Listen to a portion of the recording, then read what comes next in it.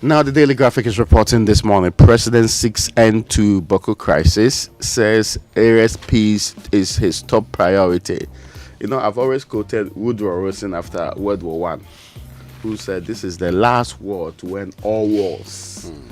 Yes, then there was World War Two. This is a protracted, and sometimes you are not sure. But of course, we know the history. We also know the political undertones and the very things. Sometimes I'm so not sure whether getting the leadership of the country involved in any form is the solution. Because what they just do is paint you, then put you in a corner so that they can continue with some of these things. I don't know how far, because there was a committee. The Asante was involved with this engagement along the line. I'm just hoping that they can get to the bottom of it. But I've seen data that suggests we spend so much beyond human lives that we lose. We spend so much on trying to keep the peace there. But our resources are not they're not in abundance. So you may not get a CHIPS compound or a clinic because we are spending so much money rather trying to keep the peace, which is something that the people who are involved in this should be mindful of. And they are the only people that can really bring lasting peace to the area. Yeah. No matter what third parties do, they are the only grouping.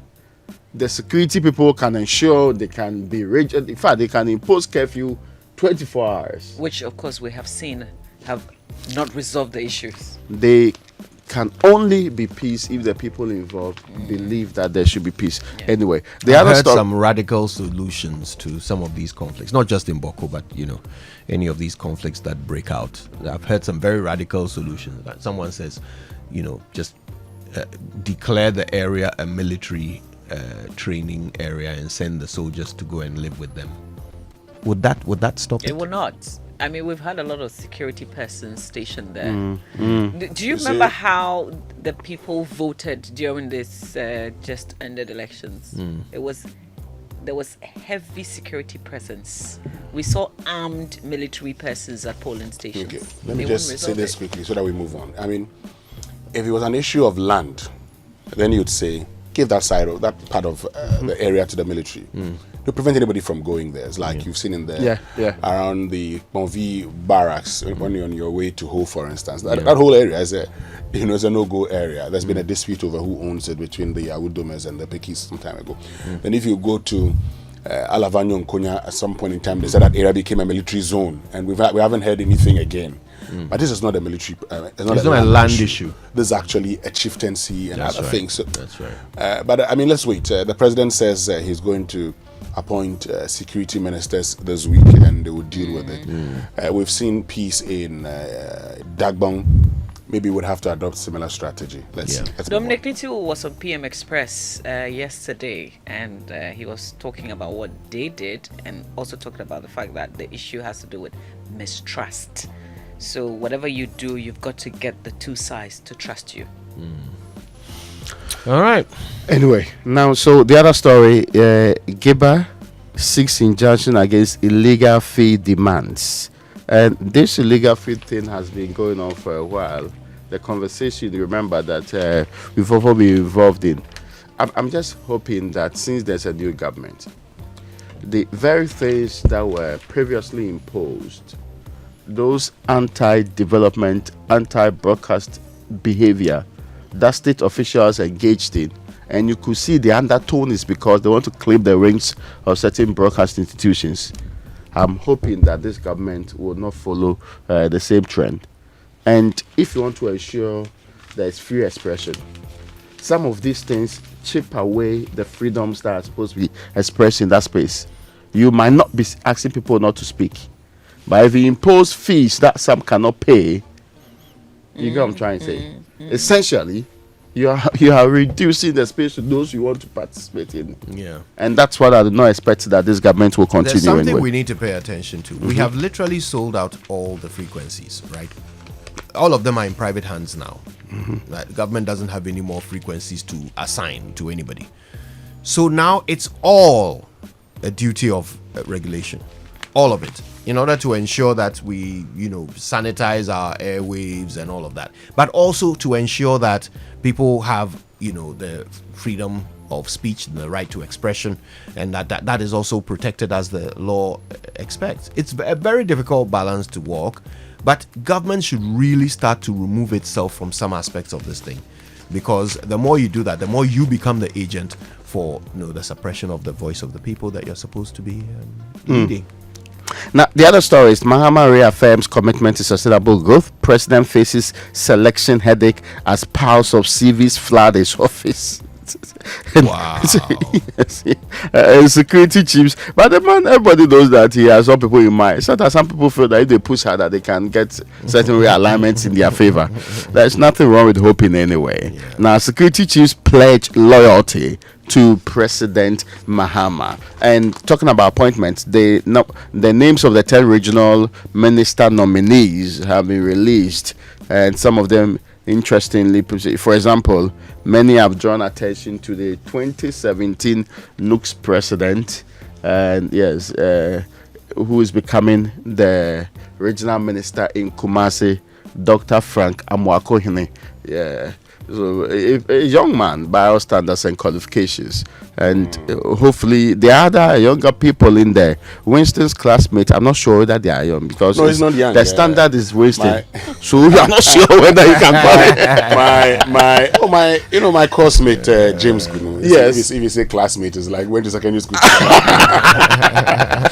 So my classmate James Gunu, we studied at the Institute of Local Government Studies. Yes. We're there in 2017. They've graduated. No, many would have thought this was going to happen somewhere in the 14th or 16th century. The institution itself was set up. I mean, look, you have to understand. We want to be sure. We just want to be sure. No, you have to as for university, you can't really use the fact that someone is your mate to determine age. There are older people, matured students and all that. Yeah. Winston, of course, attended university as a historic figure. Yes. So naturally, nobody was his mate. Let me say congratulations to James Gulu. He's been DCE for Akachi before. He's been regional secretary for the NDC for a very long time. He studied a Master of Arts in Local Government Administration and Organization. So when it comes to local government, he understands it. And I believe that all the things we learned and all the conversations that we had in the past, James, now that you find yourself as regional minister, you implement it. And, regional ministers are supposed to be the coordinators of the local governance process. Yeah. And you actually would ask yourself. But mostly they are almost irrelevant in the space. Because we have a local government minister. Yeah. Who does what I do not understand. And local government, there's also the District Assembly Common Fund Administrator. So where the money and the political powers are all sitting outside them. Because when you look at the local governance system, the Regional Coordinating Council, even the National Planning System, National Planning Act, when it comes from the NDPC, it gets to the regional level. So it starts from the bottom. So they would determine how we want to go. Then the DCEs and everybody would go in tandem with that. And the regional planning officer is supposed to ensure that they actually adhere to the plans. Unfortunately, these people, regional ministers who are supposed to be coordinators of the local governance process, I don't know whether they even work under, they don't work under the local government minister. Of course, they don't. But the MMDCEs believe they work under the local government minister. Yeah. And so, in effect, the regional ministers do nothing. Yeah. They're redundant. No, I was almost going to say this is one position that we could have skipped. Yes. If we really wanted to scale down further, we could have skipped this 16 regional ministers in our lives. Maybe we can also skip the local government ministry. Oh, I agree too. I think we should scrap it for now. We encumber our system with a lot of these parallel. And they confuse them. They fight. Then they are fighting for power. Local government decentralization, chieftaincy, religious affairs. Really, do we need a ministry in charge of religious affairs? Yeah. Do we need a ministry in charge of chieftaincy? There's a National House of Chiefs. Let them do their thing. There's a National House of Chiefs. And again, that National House of Chiefs, mostly they coordinate with way higher powers than the minister. It's very powerful. Yeah. I mean, And I mean, in all these, there are legal representatives who actually engage in rulings. If you're unhappy, you go to the Superior Court. It becomes an unnecessary. Look, when we were planning the Fetu Afashe, the Central Regional House of Chiefs wrote to invite the president. The president's secretary wrote back to us and told us that we should pass our request through the chieftaincy minister. Anyway, let's move on. We're out. Well, so that's also the front page of the Daily Graphic. The back page: GCB Bank funds UG Hospital Pediatric Unit construction, and that's good. Operation Keep the Lights On. ECG targets 200 million in exercise. And he has a picture of Director of Communications of ECG, William Boateng.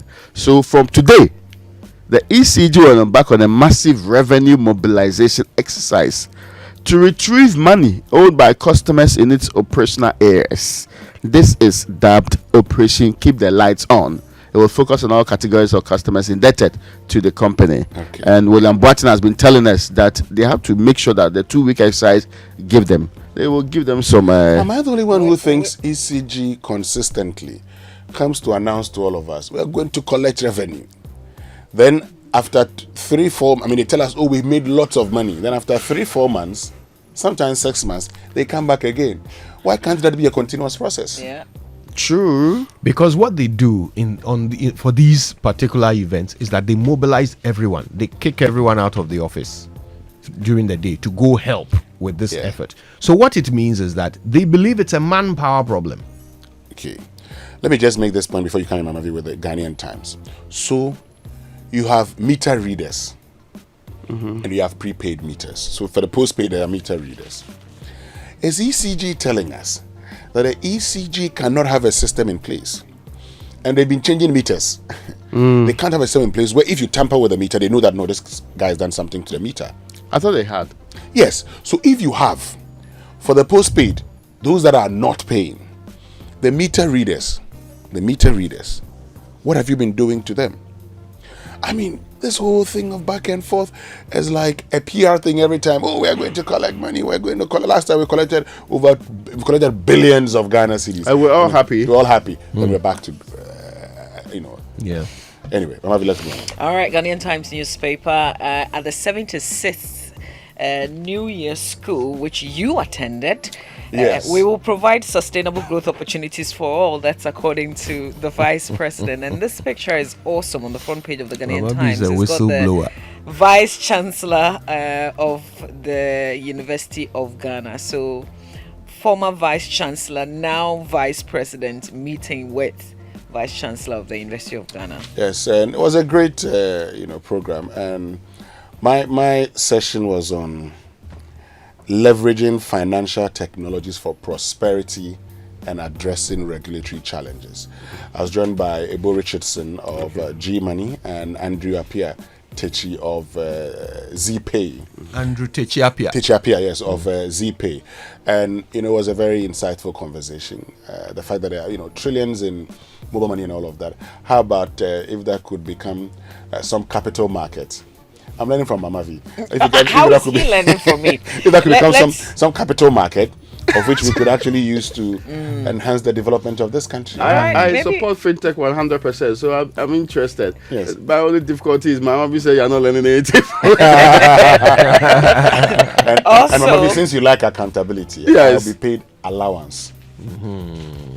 Are you Why is it exactly? Why is it Unlike you. Like I'm a rep of the GRA. No, you can let the GRA come. President nominates 10 regional ministers. Regional district tribunals will not usurp powers of courts. But if you were listening to the 6 a.m. news, then you would know that there's some fierce resistance to this already. VRA Gridco not for privatization, according to the energy minister designate.